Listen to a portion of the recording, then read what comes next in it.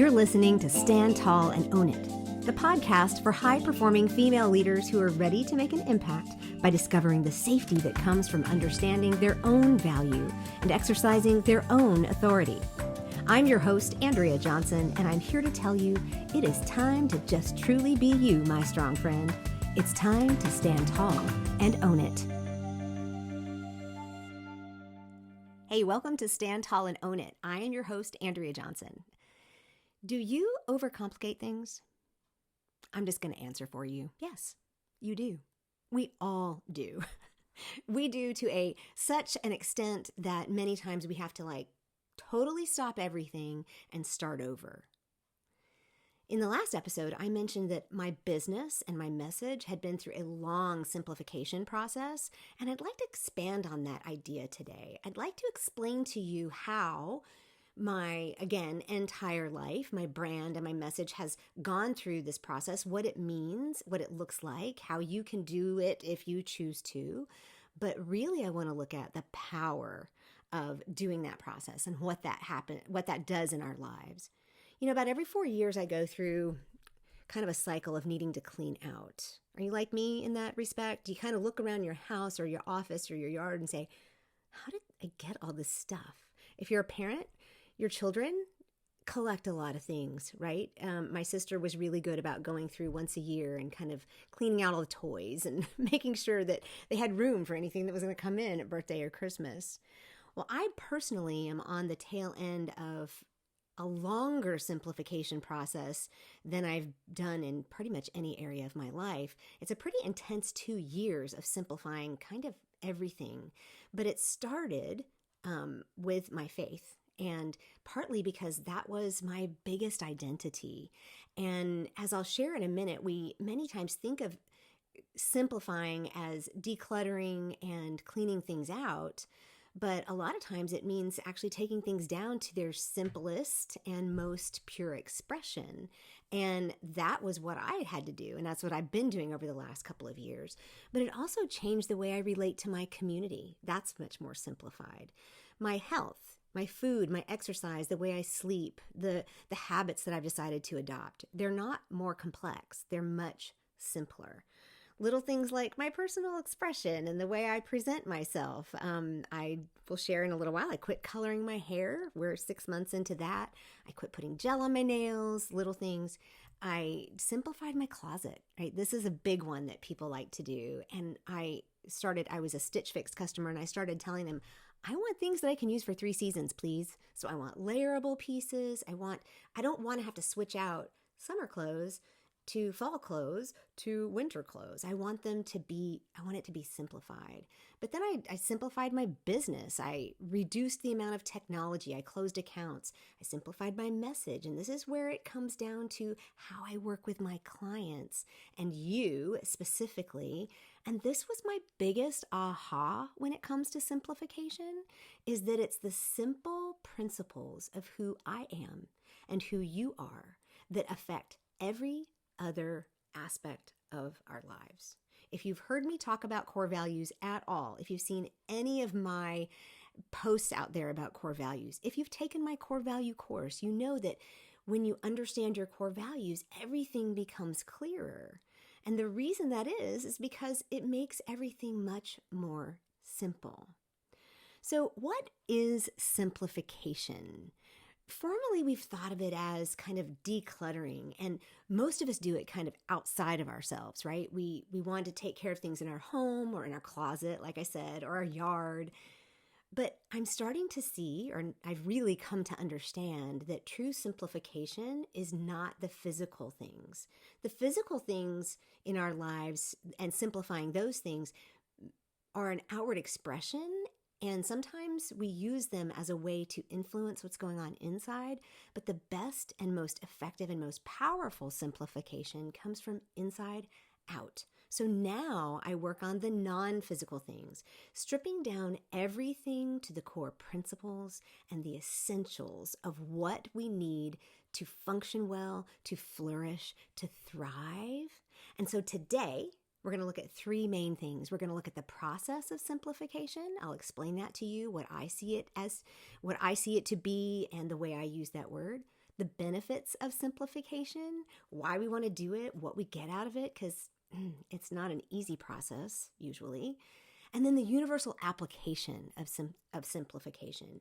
It works everywhere, and we'll look at that in just a minute. But I want to start with the process of simplification. Now, almost every process of simplification includes at least some of each of these three aspects. The first is deconstruction, right? We love to watch Top Chef. So when we think about deconstructing food, they will almost always have some kind of a challenge where they have to deconstruct a meal. And it may be that they're given a traditional food that they have to like deconstruct and put it on the plate and have it be a representation of that food.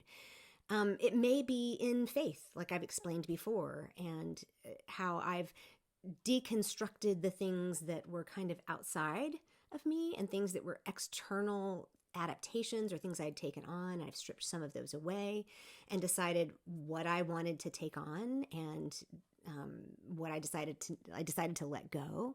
But even in the way I do business, what are some things that I want to do in my business and what things do I not? Taking, like I said earlier, getting rid of certain pieces of technology, saying, why am I paying for this? I'm not going to use it. I don't know whether or not I will have a membership community. Stay tuned. But I'm just not sure that that's going to be a good expression of my business and how it works. But even just moving through life, deconstructing how I do that, saying, do I want to make sure that I attend certain types of events or participate in certain kinds of social things? So deconstructing is the process of just taking it down to the bones and saying whatever it is. Because a lot of times, we assume, and that's one of the things we talk about, and I talk about with my clients, is what are our assumptions here? And a lot of times we assume that we know the answer, right? We look at, for instance, a really good example on Top Chef with the food would have been, take this shepherd's pie that consists of lamb and peas and carrots and mashed potatoes all layered together and deconstruct that. And when they come up to the judges with the plate, I'm thinking, well, I see lamb and peas and potatoes and carrots, but is that really shepherd's pie? So what is assuming that we know what shepherd's pie looks like, or assuming that I know how faith should be expressed in a community, or assuming I know that a certain business should look a certain way, or my career path should look a certain way. Those are assumptions that in doing the deconstruction process of simplifying, I have to toss, right? In order to change the things that I believe, because, a lot of times we believe that adulting is hard, right? And we love the memes, don't we? I mean, I've got a 14, almost 15-year-old, and I taught him how to do his laundry in 6th grade. Mostly it was, I took him to the laundry room and I said, this is the last time I'm ever doing your laundry unless you are on death's door. And I said, here's the instructions. The sticky note is still in there. And so from the time he was 12, he's been doing his own laundry. Adulting doesn't have to be hard. It can be simple. And we believe that just because we get older, everything gets more complicated. Oh, well, that's an adult problem. It doesn't have to be. We can challenge those too, right? So we can deconstruct all of it. The second piece that usually has a piece or is included in the simplification process, and it's a little bit more obvious, is just the idea of decluttering, getting rid of the excess. What do I have too much of? It's super simple to see in a house decluttering or an office or even just a room decluttering process. I used to watch a show on HGTV, and I meant to look up the gentleman's name, but he's still in business, but he had a show where he would literally pull everything out of the house. And he had 3 tarps. One was the things that were going back in the house, one was the things that were going to the dump, and one was the things that were going to be sold. Well, that right there tells you that only a third of the items are going back in the house, because if it didn't fit on the tarp, it didn't go back in the house.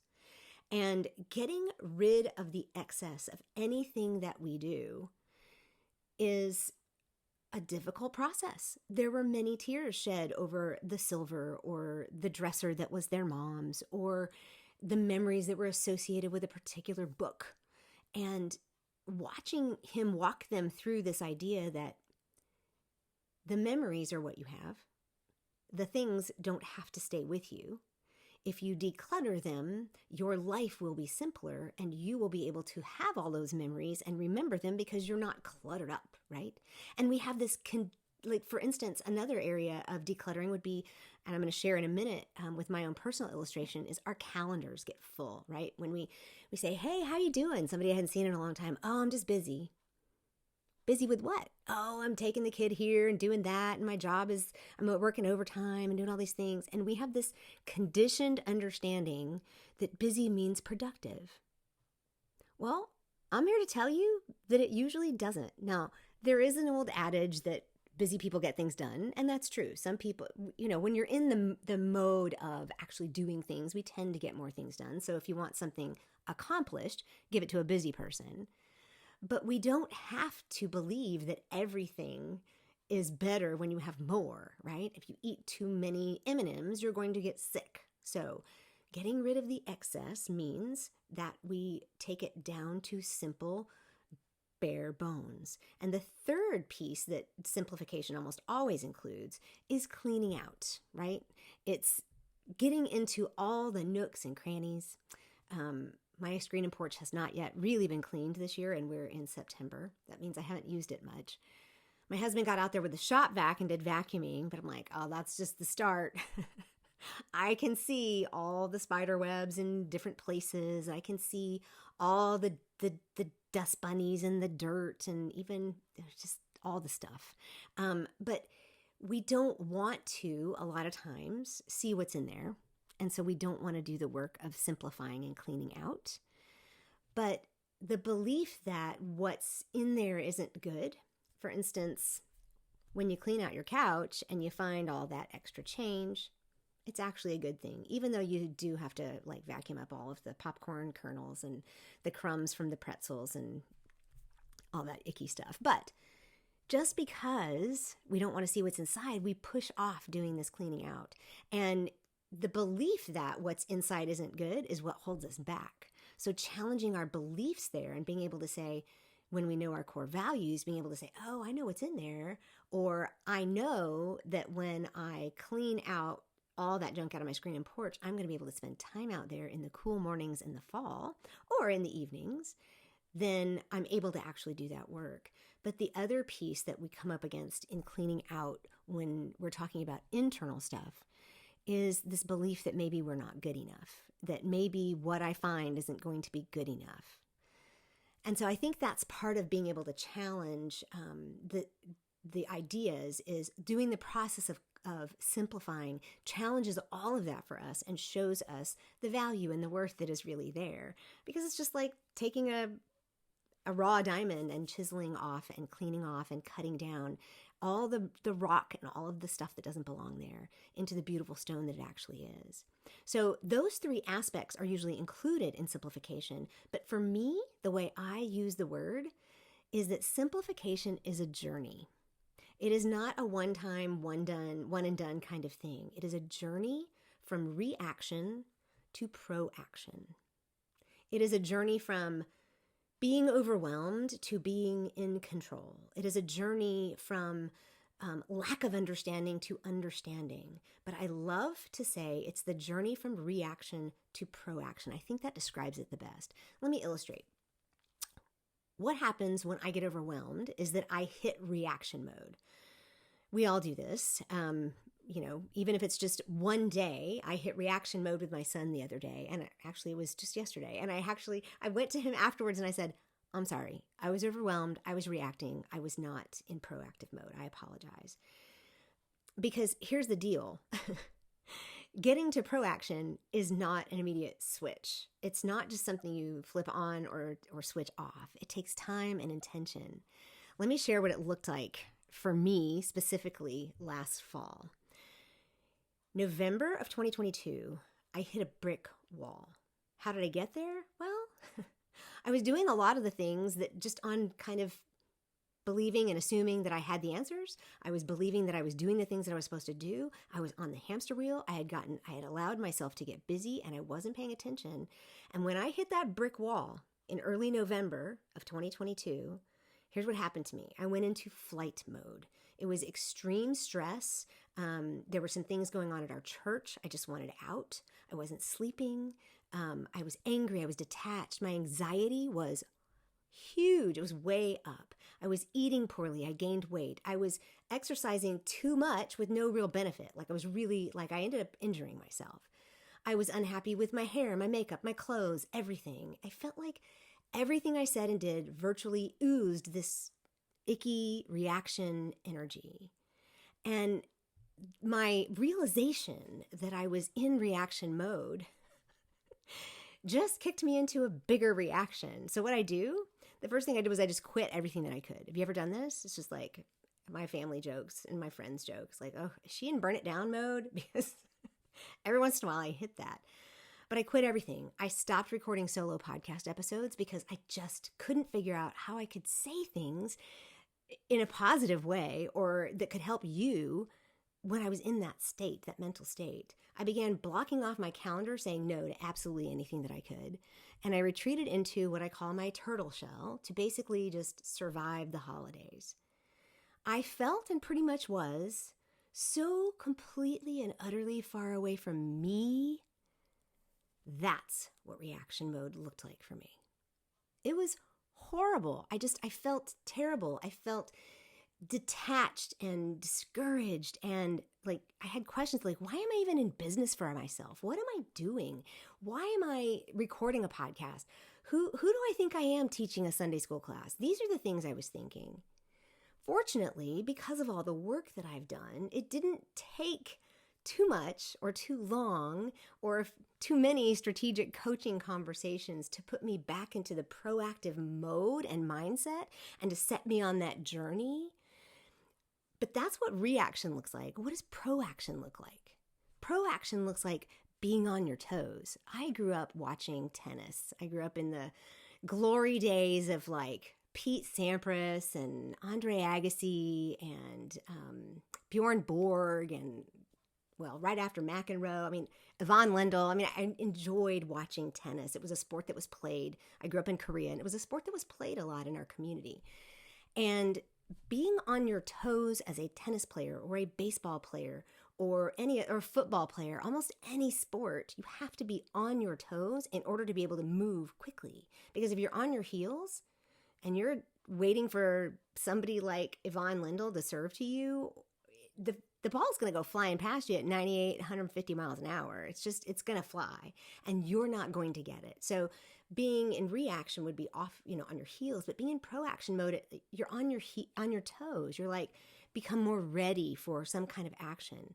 You have your head up rather than down, right? When you're in reaction mode, you're looking inside, you're looking down at yourself. You're trying to figure out what's going wrong, and you don't have your head up. But when you're in proaction mode, your head is up, you're looking down the road, and you're saying, oh, there's a car I need to pass down there, or wow, there's a hurdle coming that I need to get ready to actually jump over. So basically, it gives you foresight. When you're in proaction mode, you have foresight to see the next steps. You start predicting things that might happen. You start understanding when you see certain steps happen or certain incidents happen, you start understanding what's coming next. It gives you the ability to take action before the catastrophe. It gives you the ability to start making some changes before you hit the brick wall. So what did I do initially to go from reaction mode to proaction mode was I started working from the outside in, which is, we all do this. It's the easiest place to start. We do this all the time, like I said, like with our house. But for me, the biggest deal was on my time. And so one of the things I did was I had my dear coaching friend said, you need to do yourself a favor and go 1 year from today on your calendar and write a note to yourself that basically says, I'm never doing this again. Today, in November of 2023, and I was actually kind of looking ahead in my calendar, and I saw that note that I'd written myself. It's like an all-day meeting that I put in there. And it basically says, you need to stop for just a minute and remember what it was like a year ago, because you don't want to do that this year. You don't want to be that person this year. So I'm reminding you, Andrea, of 2023, Block off time on your calendar for the holidays. Do not take clients up until 2 days before Christmas. Block off entire days to do house decorating and to go to parties, and make sure that you end your days by a certain by a certain time each day, so that you have time in the evening to watch the holiday movies. Yes, I love the Netflix or the Hallmark holiday movies. They're just great. They just really give me a lot of joy. But paying attention to where my son is blocked off in the calendar from Thanksgiving and then all the way through. He's got 3 weeks off in the holidays. Do I want to spend that time with him? Yeah, because he's taking the bus now and I'm not driving him to school anymore. So I want to spend time with my son during the holidays. The other thing I did was I realized I had no creative time. I was just chugging along, chugging. So I blocked off 1 month a quarter for just creativity time. So I tend to do more of my podcasting in those months. I do more of my writing. I learn more in those months, and I'll tell you about them in just a second. I also rescheduled my recurrent client meetings and kind of grouped them into 2 days every other week, which meant I had a week and a half between each meeting, and it meant that they were not just spread all over my calendar, and I could be in the right mindset to meet with them and to meet them where they are and to coach them the best. I did little things like I cleaned out all my old makeup. You ladies do this? I have lipsticks that were 20 years old because I didn't use them a lot, but they were Estee Lauder, so I didn't want to toss them. Please. I cleaned it out. I tossed stuff. And like I alluded to earlier, I decided to quit coloring the roots of my hair. This was something I've done my own hair, like cutting and coloring, for years. And part of that's because I can, and part of it's because I know what I want. But I decided to quit doing all the coloring because, number one, it was taking up a lot of time. It was costing me money. But the other thing was it just didn't feel authentic anymore. So we're 6 months into it. If you're watching the video, you can see I still have a little bit of blonde, but it's a wait and see project. And, when I'm 8 or 9 months into it and it looks like it's totally done, I'll do like a full reveal. But I decided to do all of this. And then I realized once I started doing those things, I started feeling a little different. And I said, oh, you know what? I already know how to do this from the inside out. But I've been on this faith simplification journey for 2 years. So I said, you know what? I'm going to work from the inside out. And I reminded myself, I did a couple things of my core values. What are my core values? If everything else were gone in my life and I had to live with only myself, if you're on a desert island, that's where your core values are really going to show up. So what remains? What do I want to focus on? What are the things or the people or the incidents or the events that are most important to me? I have a sign that my sister made me that I can see from sitting right here at my desk. I can see it says collect moments, not things. And I like things, don't get me wrong. I like nice things, but I'm more interested in collecting moments. And I had to remind myself of that.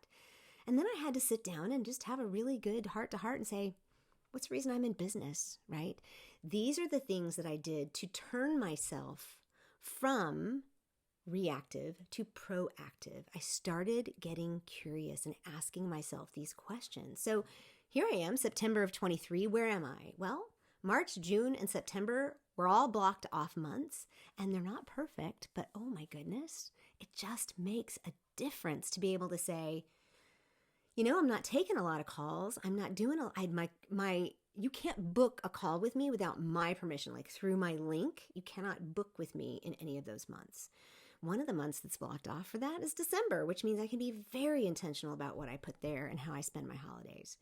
I'm almost a year into my new client schedule, and it has made all the difference in the world. Believe it or not, it didn't just help me, it helped my clients, because many of them are corporate clients in the same organization, and they all get coached within the same 2-day period, and that makes a huge difference.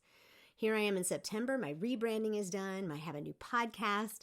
My message, though, is so dialed in.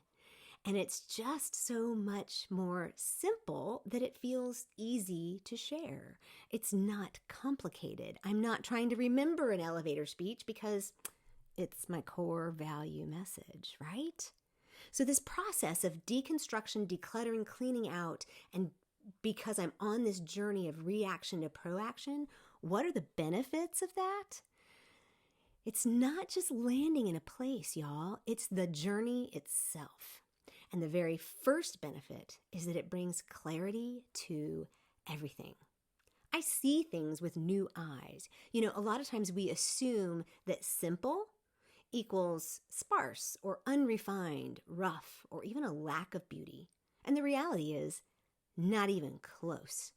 Some of the more simple, like if you watch, I love watching Project Runway and Top Chef. And in those where they're creating very simple items, they have to be more clear. They have to be more precise and more perfect. But the other thing I have clarity with is understanding the next steps. Being able to see, I don't have to have the whole map. It's okay to not know all the answers, but I do know the next step. I can see it. We are conditioned to think that we need the whole journey, the whole map, right? We're conditioned to think that. And I'm one of those people. This is a hard journey for me, or this process is hard for me. But I'm one of those that puts my information into the GPS and then I zoom out so I can see the entire route, because I want to know what all the different turns that it's taking me on so that I have a better idea of what's coming up. But then I zoom back out and I'm okay. I don't have to know the entire journey. I can know the next step, and I have that clarity, which also gives me a much easier time in decision making. So the second piece and the second benefit is decision making becomes much simpler because I trust myself to make good decisions. Do you trust yourself to make good decisions? If you had to get rid of a few things, let's say we cleaned out your dining room or we cleaned out your kitchen and put all your junk on your dining room table. If there's 100 items on your dining room table, it's very difficult to decide. But if I said, keep 5 things, you would hone in really fast. Like, this is a non-negotiable. This is a non-negotiable. And then you discover that you have a belief system that tells you, I can do this. Whereas before, just looking at 50 things, I can't make this decision. This is too hard. I don't know how to do this. But when you simplify it and you bring it down, you change that belief to, oh, I did this before. That's the most important thing. This is the next most important thing. And then each of your decisions becomes easier than the last, always leaving room for adjustment because, again, we're on a journey. This isn't a destination. But the third and the biggest and the most valuable and powerful benefit of simplification is peace. Peace of mind. In the last episode, I shared with you that my way of recharging is starting and completing projects that have to do with something in my environment. If it's painting this wall back here if you're looking at this on video, my basement when we moved in was all brown paneling. And I get lots of compliments on what my little studio might look like. But before we even moved into the house, before the trucks came up here, I came here early and painted my entire basement because I knew that I would never be able to do it with all the stuff in it. And I knew I couldn't live with those brown walls. When I can see the changes and understand that the objective of creating an environment for me is peaceful or energetic, like if you go into other rooms, you're going to feel very energized. My guest bedroom has lots of oranges and yellows. I want guests to feel happy when they walk in. Imagine doing this in your heart or your spirit. That's what I've done in my faith simplification. Imagine doing this in your mind or your thought process. That's what working on your core values does for you. Imagine doing this in your house or any other area of your career, right? Imagine understanding who you are and knowing that career path's not for me. That one's not for me. Oh, that only leaves these 2 because I know I would, based on who I am, would never work with those. So I'm going to go this direction. That is the best decision-making piece that you can have. And knowing that you have and you can trust yourself to make the best decision with the information you have at the time gives you peace of mind. So those are what I see. I'm sure you could come up with a lot more benefits of simplification. But let's really quickly wrap this all up with what it means to have a universal application of this reaction to proaction journey, which I call simplification. This can apply to any area of your life where you feel what I would call incongruence or tension or dissatisfaction. For me, it started again with my faith. That was my biggest identity, and that was where I felt the most incongruence. You can do it in your relationships. It's when you simplify what's important, it's very easy to apply that to specific relationships that need to or do not need to be in your life anymore. I just gave the example of career path, or if you're an entrepreneur, your business, and my example of simplifying and making my business much more aligned with and in tune with my core values. You can do it with your time, like I explained with my calendar. You can do it with your home. You can do this with your money. That's a whole other conversation. And I am actually going to have a coach on here in the next couple of months talking about simplifying your money. So stay tuned for that. It's going to look different than it looks for me. You have different areas that you need to work on, different things that are important. But moving from reaction to proaction and simplifying everything is foundational to the very first tenet of intentional optimism, which is optimistic. It gives us the opportunity to be prepared and to have confidence and hope. If you want more information on the tenets of intentional optimism, check out the What is Intentional Optimism freebie that I have. It's a one-page downloadable. It's in the show notes. But I want to remind you that the most powerful and the most important thing in your life to simplify is your understanding of who you are and what makes you tick. This is my passion, my friend. It is your core values. When you understand your core values, you'll move from reaction to proaction because you'll begin to see things clearly, trust yourself to make good decisions, and experience peace in your heart and mind.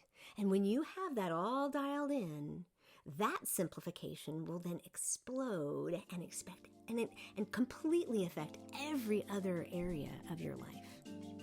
It is time to experience the power of simplification.